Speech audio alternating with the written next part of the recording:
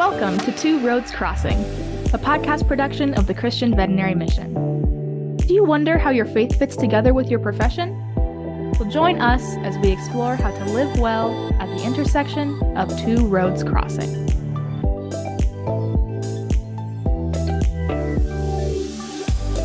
Hello and welcome to Two Roads Crossing. I'm your host, Curtis Gibbs, where we look at the intersection of faith and veterinary medicine. And we have Cayle and Pearce here with us, live from AAEP, or almost live. That will probably turn this podcast in the next day. But guys, thanks for joining us. Absolutely. Thanks for having us. So far, it's just to start there, just to give people a look in. Like, we are in the room where we had our breakfast event. We had over 40 people. So we're just something for anybody listening. As you go to you get your CE, always look for a CVM fellowship or breakfast and come to that, because it's just a great way to connect and just share about CVM and have fellowship and prayer together. And so we're in the room where we had our event yesterday. So that was appreciate that from you guys as well. How's the meeting been so far, by the way? Yeah. Wonderful. Very informational. Tell me about both of your roles and what you do in veterinary medicine right now. So I'm an equine surgeon. I'm an equine veterinarian and an equine surgeon. I do a lot of lameness. I do a lot of surgery, and then kind of did a lot more than that on the mission trip. And then I'll let Cayle talk. Most of what I do, I'm just an equine dentist. I'm not a vet. There's not just equine dentist. Not a lot of people want to mess with that. Yeah, that's awesome. So it's primarily, or strictly all I do is plug teeth. Yeah, and looks like maybe even launching possibly your own business, or possibly in the process. So possibly, or not possibly, am in the process of opening a dental school. It'll be based out of Graham, Texas. Well done. That's big. So well done on both of you. Equine surgeon, launching your business. You're jumping through the hoops to get all the approvals. That's like another part-time job or full-time job in and of itself.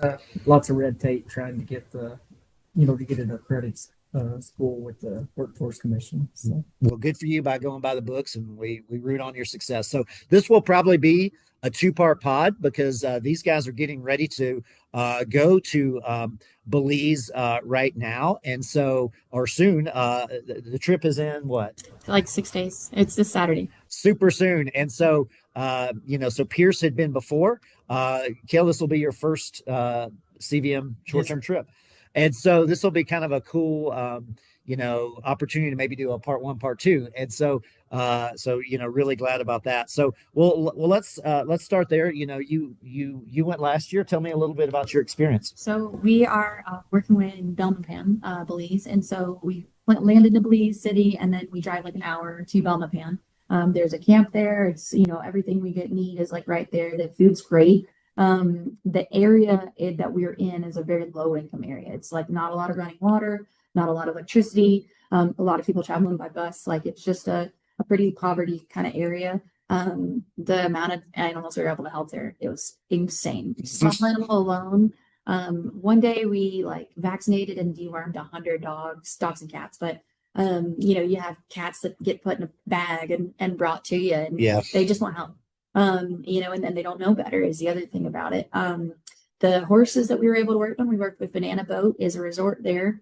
And it's a resort that has like 100 head of horses, but there's no equine vet in the country of Belize. And so they want to do the best for their animals, but they don't have other options. And then that ranch also allows the neighborhood children to come ride their horses. And so the outreach we're able to do there, we're hoping to reach those kind of people in the communities. The example of, I don't know how much you want me to go into. Oh, yeah, please. So the trip that we did, there was a vacation Bible school, there was a construction project, as well as the vet project. And so the construction project was, we went with Cowboy Church. So a lot of times it was like the husbands were going on the construction and the wives were doing the vacation Bible school. So the construction project, the guys built a shower, like a rainwater shower for a neighborhood. And it was the biggest deal. It was just makes such an impact. Sure. Yeah. Just even the fact that I take a shower every day for granted, genuinely. I just don't even think that that's a luxury that I have. And so one of the places they had gone to was a mother or a father and daughter family. And the daughter, I don't know specifics. I was working with the horses, but the daughter is mute. And struggles developmentally, and they let her ride a banana boat, and apparently she's like the top barrel racer in the country because they just let her ride horses. And what's cool with that trip is we were able to help that side of it on the horse side with us. And then they were able to help their community. If she was in the community, they gave a shower too. And that was cool. And then the kids that came through Vacation Bible School, I mean, they were smart. They were happy, smart, Yeah. cool. How cool to do something that's vet med, but also the Mhm. community gives a lot of opportunity. This is one of our bigger trips, for those that looking to plug into a short-term mission, because this was probably over 50 Mhm. or so Yeah, that, it's that, 50 or that 60, yeah. that Dr. Rocky Lindsay takes. We'll need to replace Rocky at some point. Yeah. No, we love Rocky. And so he takes this trip annually, and it's with a lot of Mississippi State students as well, which I believe you are an alma mater, right? Cayle State. There you go. There you go. And so, but what was cool too is, I think you saw a lot of equine, specifically dental needs, which is where some of the phone calls to Cayle come. And now you're going to get to go see some of this for your first time. Is that true? You kind of So talking about some cases or some things you had seen? yeah, so in the state or in the country of Belize, there are 13 veterinarians and nobody's an equine vet. The ranch we went to, the last time somebody had floated a teeth was 3 years before, and it was a lay dentist that had no sedation and had a hand float. So he was able to do very little, even in that. So the horses that we saw had big waves on the bottom arcade that had separated the teeth above and had caused a hole, which is called a diastema, but a hole in between the teeth that you could literally put your finger in their sinus. Because I mean, they came up to an absolute point. Horses with cheek teeth that were growing sideways that were literally 2 centimeters buried into their cheek. Like it was empathetically overwhelming how sad some of the cases were. And I would come home and call once I got to Wi-Fi because it was too cheap to, be able to do it on the road. Sure, But I'd sure, get back got to it. Wi-Fi at the night and I'd call him and I was like, I don't even know what more I could do. Yeah. I don't know what I could. And in this trip, we're going with a lot more tools. We're going with more equipment because now we know what the need is. And I also saw like canker and screwworms and pythium and saw kind of those kind of cases. But with the dentistry stuff, I was talking about how the expected life of those horses in Belize, they don't expect them to grow older than 10 years old. And so that's in our horses, that's when they're just getting to their prime. Like Right. that's when it's just getting started. And it's because of preventative care.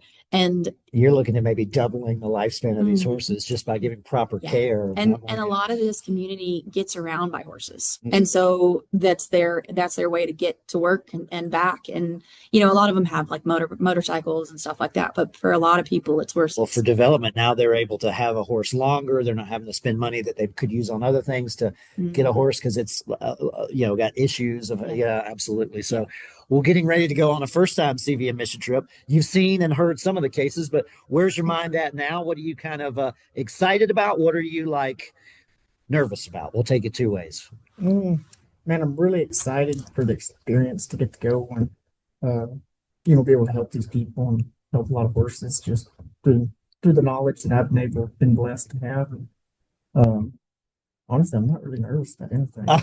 So you're more on the excited end there. They're good. Yeah. Looking forward to it. So, Well, good. And I won't put these guys on the spot, but just I know our people will kind of go, these guys are in different parts of Texas. They're dating, and we'll just put it at dating. We're not going to make them blush too much there, but living in different parts of Texas. But it'll be great for you guys that are dating and also get to do a mission trip together. That's a really cool thing. So, and that was when we first met. It was something when he was like, even if we don't get along, he's like, will you help me get on a mission trip? And it would be really cool. I know there's horses in areas in the United States that there's need like that too. It would be cool to kind of be able to do that stateside 100%. yeah, it can be both ends. The Yeah. need, as you've seen in other parts of the world, is like, whoa. But then, not far from a road trip from here to the Navajo, where a lot of our people serve, there's needs too. So there's very cool. There's some opportunities there. Well, you were telling me about because part one will probably be more talking to you. Part two, we might be hearing more from you and get some fresh experience. But you were also telling me a story about one of the little girls that heard you. Tell us Ellie's story. Yeah, if this makes it on the podcast, I'm gonna have to send it to Ellie's mom. Oh, it'll be on, girl. It'll be on. Ellie is 9 years old and was on the trip in July. And so we were, we basically looked at horses the first day and kind of made a plan. And then we come home and we were going to the store to get, snacks, soda pretty much. And so Ellie was sitting in the row in front of me And I was talking about the day, and I was like, I'm not really sure. I was pretty overwhelmed by, how sick some of these horses were and how dire some of it was, and only can do what we can. And I was kind of talking with that. I was in the van with the Vacation Bible School group on the way to the store, and Ellie whipped around and was like, "You work on horses? I want to work on horses." And it was like locked in. And I was like, okay, come How on. many stories do you hear about somebody that knew they wanted to be like in the That was me. from a kid, right? That was me. I knew at 9 years old. I 100% knew. And so her mom was sitting there with her, and she's like, "Mom, can I?" And she's like, "Yeah, keep her." Please, free babysitting. Yeah. And Ellie was just the coolest kid. She's on fire for the Lord, 100%. But she was a lot of fun. And so she came with us for the castrations, got to see her first horse castration. We explained that a little bit. And then she was pulling ticks. And Comfortable with it. She was good. Yep. Oh, yeah. And then by the end of it, she wanted to put on gloves for surgery. So we helped her put on gloves, and she got to come and retract for us in surgery and stuff like that. And she was good help. Yeah. You were telling me she just pulled tick like Yeah. just Here, I guess it'd be like 7 years from now. Any vet clinic's gonna be lucky to there you go. Mississippi State, heads up. Yeah. free admission program. Yeah, let's go ahead and submit that application in there. That is super cool. It's cool. And then her mom texted me pictures of Ellie, and I think for Christmas she got a vet kit, and she's like Wow. torturing her dog a little bit with stethoscope. We're talking about more parts of the story that there's more parts to that story too to come ahead in the future. So that's just for sure. And the cool thing about going to a place again and again is you can build relationships like that. Like you're going to see, like you're going to meet some of these ranchers for the first time or what have you. They're going to know you the next time you come down, and you'll be excited to see them. And you've got that with this 9-year-old girl. So how cool. Well, one other great part of the story is, on that trip, you had kind of a step forward in your faith as well, right? Do you mind sharing a little bit about that? So, I mean, I grew up in the church. I was Episcopalian growing up. I was one of the altar girls. Like, I grew up in the church. But nobody really talked to me about baptism growing up. And then whenever I was in high school, I led rodeo church like services. Like, I was active in the church, but just didn't know. Yeah. And then it's one of those things that I kind of got away from my faith a little bit in my early 20s and came back to it mid-20s type of thing. And it wasn't until I was in a church service. There's a church I watch out of Arizona that did a like 6-week series on baptism building up to Easter. And so it was like they, pretty convicted, pretty called out. But it's like, you have to make the active choice and give your life to Christ. And I was like, ooh, I haven't actually done that. I remember giving my life to God. I remember it. I remember making that decision. I just wasn't baptized. And so I called Rocky like 6:30 in the morning one morning on the way to work. And I was like, "Hey, Rocky, I'm going to get baptized in Belize. Are you okay with that?" He was like, "Yeah, okay." 6:30, you probably woke him up. That guy sleeps in. First. No, He texted first. not at all. He texts me at like 2 a.m. Like, get up and get to work, that guy. But I think we were on the phone for like 90 seconds, and he's like, "Okay, cool. Ooh, yeah, all right." And then Typical Rocky combo too. You to the point, off we go. Love it. And then so he was like, "I don't know if you're okay, talking about this." And I'm like, I mean, I wish I'd known when I was a kid. Like, I wish I'd known that was something I needed to make a decision on and really make that show of commitment to Jesus. Like, if I'd known that, I would have done it sooner. And, you only know what you know kind of thing. And it ended up, there was another girl from the cowboy church that had the exact same story. She was about the same age as I was, exact same story. And then there were 3 other college kids that made that same decision to get baptized at the same time.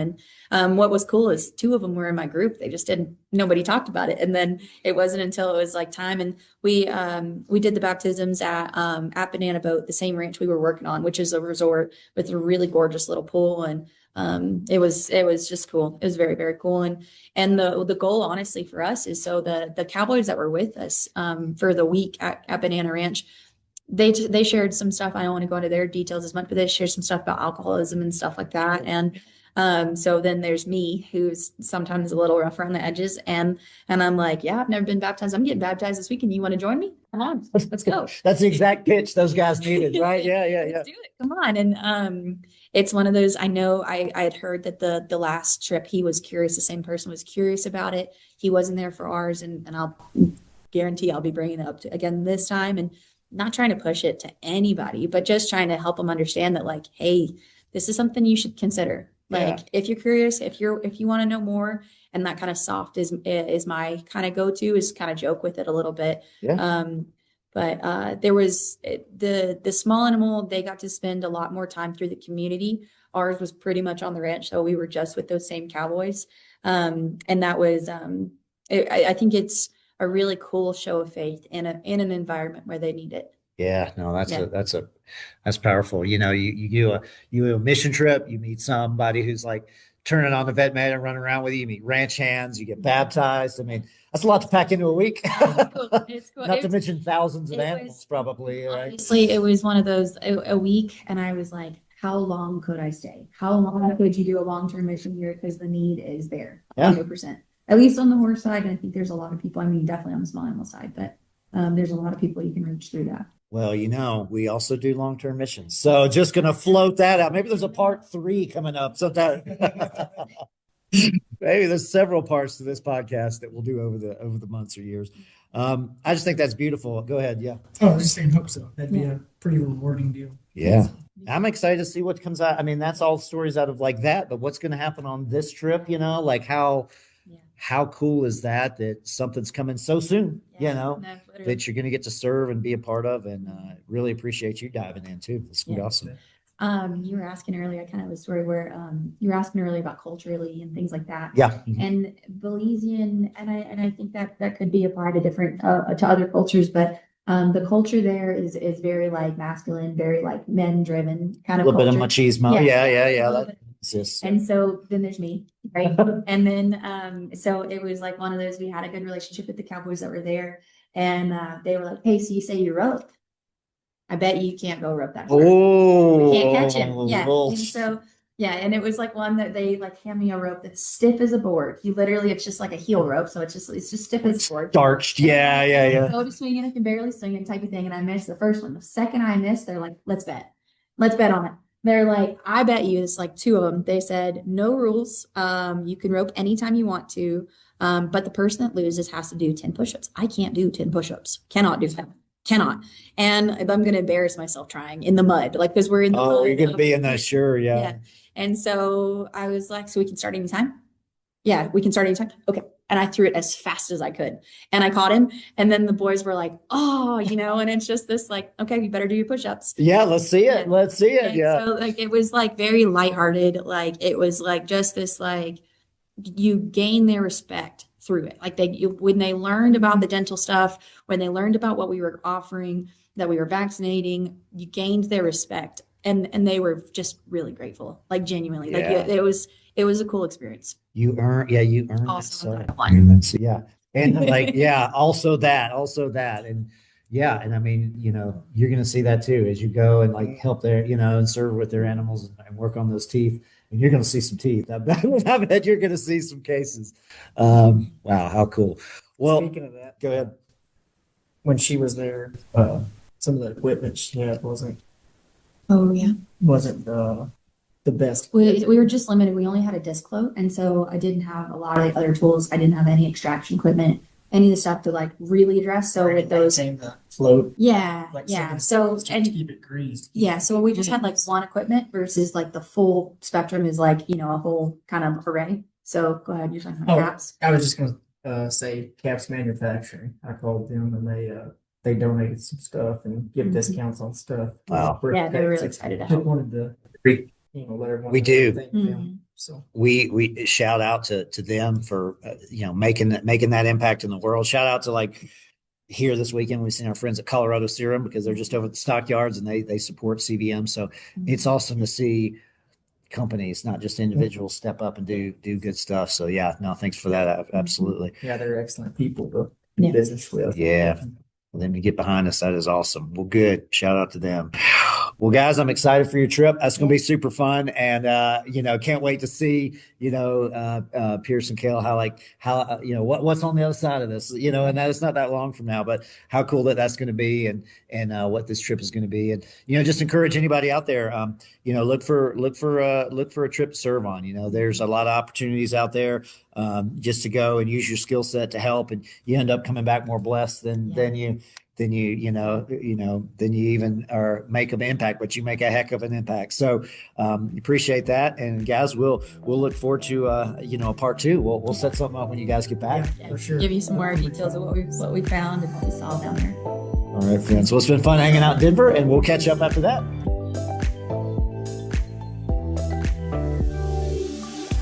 Thank you for listening to Two Roads Crossing, a podcast production of the Christian Veterinary Mission.